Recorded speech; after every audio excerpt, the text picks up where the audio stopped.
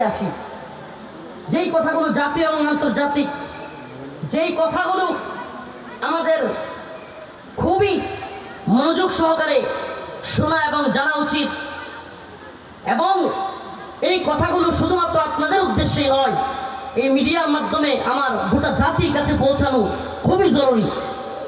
কেন জরুরি?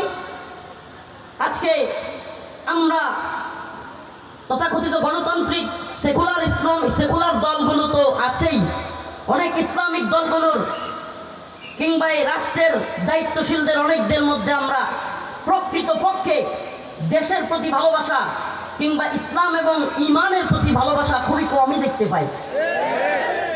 এটা আমি খুব ভালো করে জেনে শুনে এদেশের সকল রাজনৈতিক অরাজনৈতিক বড় ছোট দলগুলোর শীর্ষস্থানীয় নেতৃবৃন্দের সাথে কথা বলে এবং এদের সাথে বসে বুঝে শুনে তারপরে